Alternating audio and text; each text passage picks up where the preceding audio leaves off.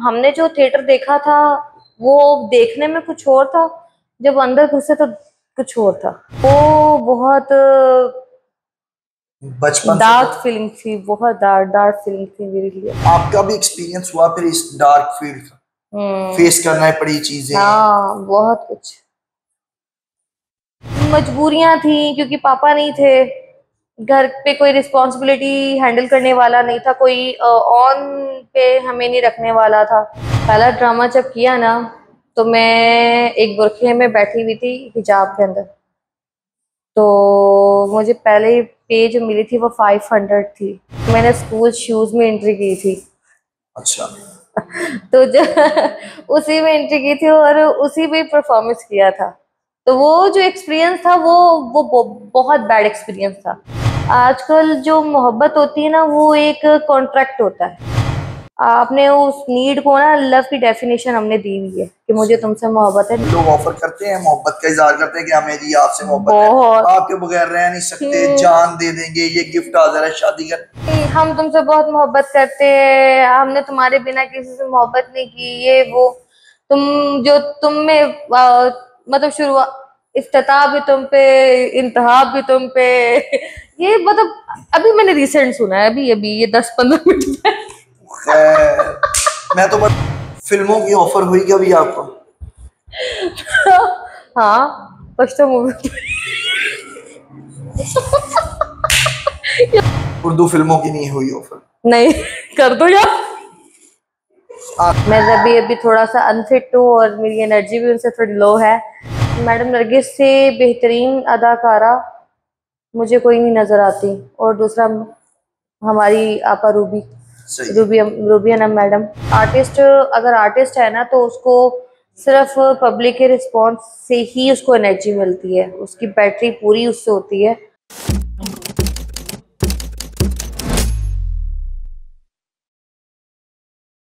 अस्सलाम वालेकुम नाज़रीन, मैं हूं मोहम्मद कुर्बान और आप देख रहे हैं इनर पाकिस्तान। नाज़रीन, आज हमारे साथ थिएटर इंडस्ट्री का एक उभरता हुआ खूबसूरत नाम, खूबसूरत चेहरा मरियम खान मौजूद है। उनसे गुफ्तगू करेंगे और जानेंगे उनके शोबिज़ इंडस्ट्री के इस रंगीनियों की दुनिया के सफर के हवाले से। अस्सलाम वालेकुम मरियम। वालेकुम अस्सलाम। कैसी हैं आप? अल्हम्दुलिल्लाह, आप सुनाए कैसे हैं? अल्हम्दुलिल्लाह। जिंदगी के शबो रोज कैसे गुजर रहे हैं? शुक्र है अल्हम्दुलिल्लाह, जैसे अल्लाह चाहे। जबरदस्त। हाँ, थिएटर इंडस्ट्री में कितना अरसा हो गया है? मुझे दोबारा ज्वाइन किए 7-8 महीने हो गए। दोबारा ज्वाइन दोबारा किया ज्वाइन, यानी कि पहले भी आप काम कर पहले चुके? भी काम तो कर चुकी। कब से हैं आप शोबिज़ इंडस्ट्री से मुंसलिक? पहले से बताऊं या अब से पहले बताऊं? से। पहले से तो 7-8 साल हो गए। 7-8 साल हो गए। तो थिएटर ड्रामों में ही काम करती रही है पहले या फिर फिल्मों वगैरह में नहीं, या मॉडलिंग? इधर ही थिएटर में। थिएटरों में कौन हाँ, कौन से पंजाब के शहरों में परफॉर्म कर चुकी? मैं गुजरांवाला, पिंडी, साहिवाल, साहिवाल, सादिकाबाद, मतलब बड़े स्टेशन किए हैं। रहीमिया खान किया है, एक ड्रामा बस फैसलाबाद किया था, और मतलब आउटडोर स्टेशन मैंने काफी किए हैं। पंजाब के काफी ज्यादा आपने आउटडोर के स्टेशन किए। सबसे ज्यादा ऑडियंस कहाँ की अच्छी लगी कि यहाँ पे परफॉर्म करके बड़ा कंफर्टेबल जोन होता है, बहुत अच्छा लगता है, रिस्पांस बड़ा जबरदस्त आता है? वैसे तो हर जगह की आवाम बहुत हसीन और खूबसूरत और पीसफुल और काम है, पर लाहौर की अपनी वाइब होती है ना। वो आप जिस जगह पे ज्यादा कर रहे होते हो ना तो वहाँ का आप ज्यादा कंफर्ट फील करते हो। सही है। हाँ, तो लाहौर ज्यादा बेहतर है। लाहौर में कितने अरसा पहले नहीं, एंट्री सारे भी डाली? बहुत अच्छे हैं, पिंडी भी बहुत अच्छा है। लाहौर में कितना अरसा पहले एंट्री डाली? लाहौर में पहले का बताऊं या ये भी आपका बताऊं? अब का बता दें। मैंने इधर से स्टार्ट किया था, प्रिंस से 8 महीने। अच्छा। 8 महीने पहले मैंने प्रिंस से स्टार्ट किया था, लाहौर से। और मैं यहाँ की रूटीन की आर्टिस्ट हूँ। रूटीन की हाँ, आर्टिस्ट। रेगुलर मतलब यहीं पे परमानेंट यहीं पे करती हूँ, कोशिश करती हूँ कि यहीं पे ही ज्यादा से ज्यादा पब्लिक का करूँ। रिस्पांस कैसा आता है? क्योंकि किसी भी आर्टिस्ट के लिए जो एनर्जी लेवल होता है वो पब्लिक का रिस्पांस होता है, उससे वो कहते हैं कि आर्टिस्ट का खून दुगना हो जाता है जब रिस्पांस अच्छा मिलता है। हाँ, ये बात हकीकत है। आर्टिस्ट अगर आर्टिस्ट है ना तो उसको सिर्फ पब्लिक के रिस्पॉन्स से ही उसको एनर्जी मिलती है, उसकी बैटरी पूरी उससे होती है। पर कभी कभी होता है, कभी एवरेज हो जाता है, कभी डेड हो जाता है, कभी नॉर्मल हो जाता है, चलता है। कभी। मरियम खान किस किस्म के गानों पर परफॉर्मेंस करके खुद ज्यादा एंजॉय करती हैं? सराइकी, पंजाबी, उर्दू, किस किस्म? मरियम को वैसे पंजाबी परफॉर्मेंस तो नहीं आती, और इंडियन बंद कर दिया, वरना इंडियन होते तो बहुत एंजॉय करती। इंडियन तो काफी अरसे से बंद है। बहुत अरसे से बंद है, तो फिर इसलिए। तो पंजाबी पे ही इत्तेफाक करती होंगी या फिर सराइकी? हाँ, पंजाबी। सराइकी नहीं, बिल्कुल नहीं, सराइकी नहीं। ऐसा नहीं कि वो सराइकी अच्छे नहीं है, पर मेरे लिए टफ है इनकी लैंग्वेज को समझना, उनको जानना कि वो क्या कह रहे हैं। बहुत खूबसूरत जुबान है, पर मेरे लिए मुश्किल हो जाती है। कभी कभी पंजाबी समझना मुश्किल हो जाती है, तो फिर मेरे टीचर जो है, कोरियोग्राफर, मुझे वो फिर ट्रांसलेट करके बताते हैं कि मरियम वो ये अल्फाज इस्तेमाल करा और इसके आगे तुमने ये एक्सप्रेशंस देने हैं। एक डांस की जो परफॉर्मेंस होती है उसकी तैयारी के लिए कितनी देर रिहर्सल करती है? एक आर्टिस्ट को कितनी रिहर्सल करनी चाहिए? 3-4 घंटे अमूमन आपको रिहर्सल करनी चाहिए पर डे, ताकि अगर आप चाहते हो कि आपकी परफॉर्मेंस उभर के सामने आए, तो कोशिश करनी चाहिए कि जितना वक्त दो अपने होमवर्क पे। सी वर्क तो टीचर्स करवा देते हैं, होमवर्क पे ध्यान देना चाहिए अपने। तो मतलब आप घर से भी प्रैक्टिस करके आओ, और जितना टाइम दोगे उतनी ही अच्छी परफॉर्मेंस आएगी। परफॉर्मर्स के दरमियान आपस में भी हेल्दी कंपटीशन होता है कि मैंने दूसरी अदाकारा से ज्यादा बढ़ चढ़कर शानदार किस्म की परफॉर्मेंस जो है वो पेश करनी? यकीन जाने, मेरा किसी के साथ कोई भी कॉम्पिटिटर वाला माइंड नहीं है, किसी के साथ भी, क्योंकि सब बहुत अच्छे हैं। उनके आगे मैं भी जीरो। जितने भी यहाँ पे भी थिएटर में लड़कियां काम कर रही हैं, माशाल्लाह उनकी एनर्जी मेरे से बहुत ज़्यादा अच्छी है, और वो बहुत फिट भी हैं। मैं अभी अभी थोड़ा सा अनफिट हूँ, और मेरी एनर्जी भी उनसे थोड़ी लो है। बाकी जो अल्लाह को मंजूर हो।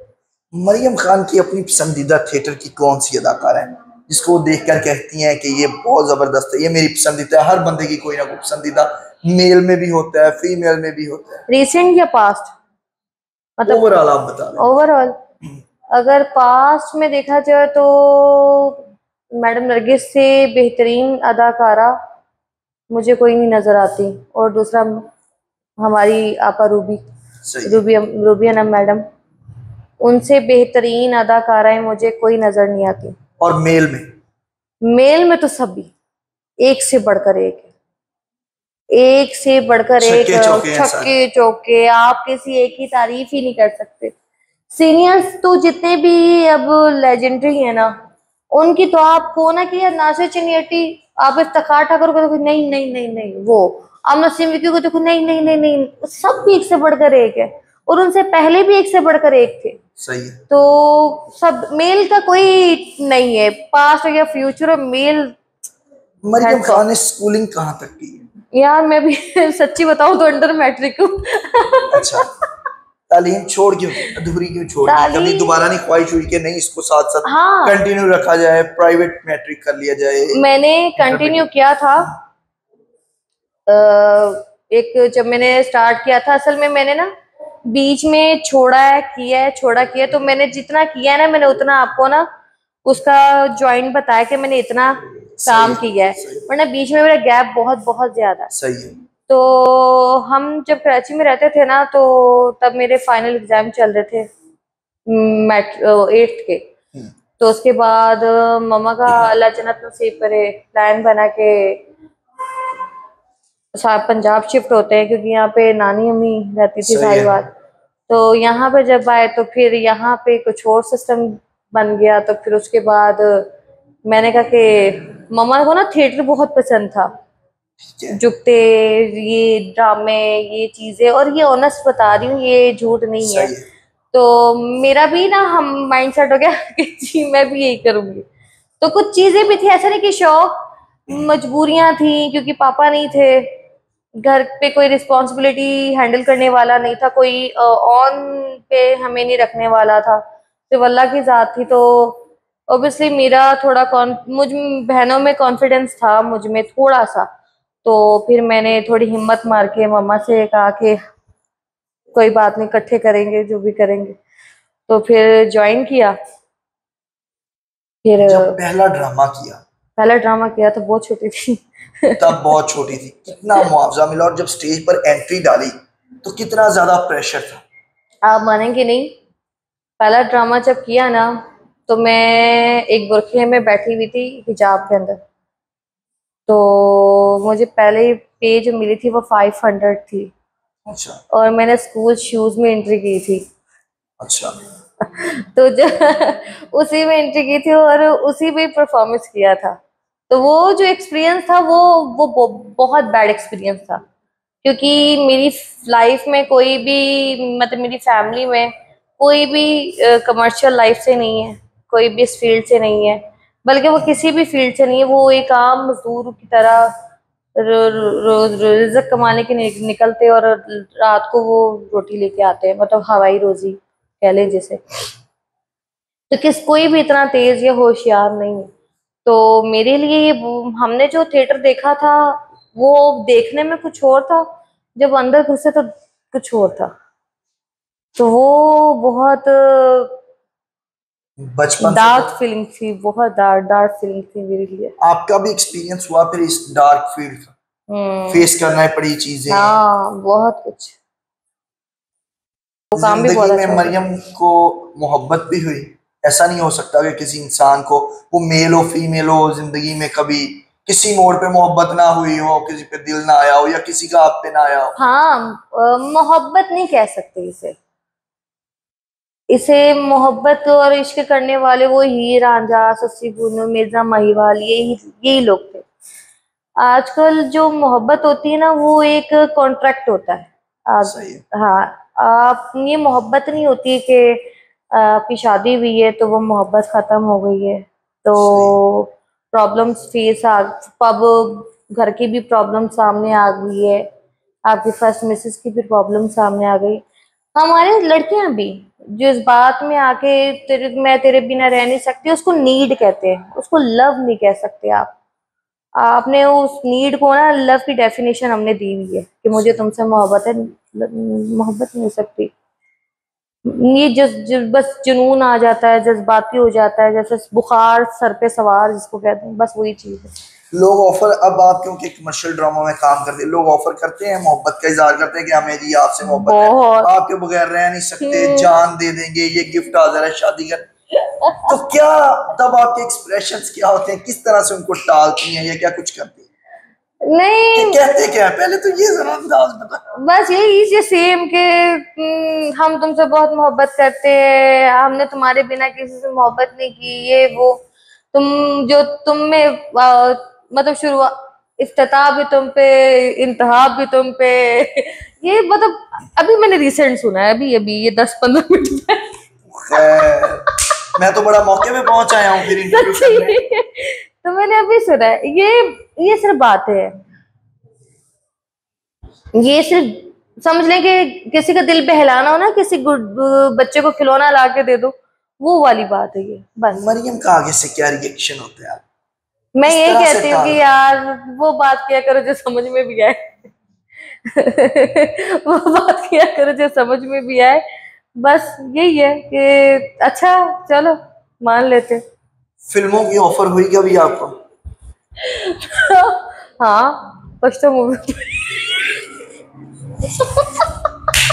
ये पश्तो मूवीज की ऑफर हुई है। पता तो नहीं क्यों मुझे उर्दू मूवीज की क्यों नहीं होती। तो पश्तो मूवी में क्या बुराई है, आप पश्तो मूवीज क्यों नहीं करती है? यार, आप खुद मुस्कुरा रही हैं सवाल पे। बस ऐसे ही। नहीं, एक आपको शौक होता है ना कि यार ये इस पर्दे में मैं नजर आना चाहती हूँ। सही है। हाँ, ये बात है तो कि आप पश्तो फिल्मों के पर्दे पे नजर नहीं आना चाहते? नहीं, मिल गई है तो ऑफर तो फिर करूंगी, अगर मुझे वो स्क्रिप्ट समझ आई तो। डिपेंड करता है ना कि आप किस चीज पे उतर सकते हो। फनकार का पैमाने में उतरना भी तो जरूरी है ना। जरूरी। तो बस। उर्दू फिल्मों की नहीं हुई ऑफर? नहीं। कर दो यार। ड्रामों की, टीवी ड्रामों की, क्योंकि अब तो पाकिस्तान के जो टीवी ड्रामे हैं वो वर्ल्ड वाइड देखे जाते हैं, एक अलग पहचान है और लोग पसंद करते हैं। 4 साल पहले मुझे ऑफर हुई थी पीटीवी की, तो मैंने तब रिजेक्ट कर दिया था। वही जुनून सवार जिसको हम मोहब्बत कहते हैं, हम्म।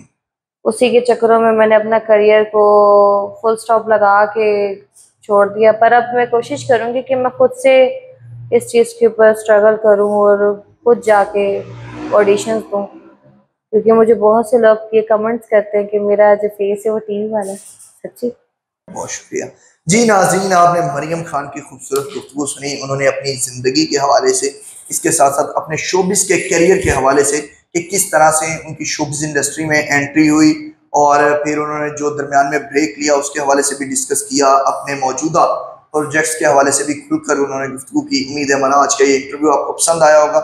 मुझे मोहम्मद कुर्बान को मरियम खान के साथ दीजिए इजाज़त। अल्लाह के बाद।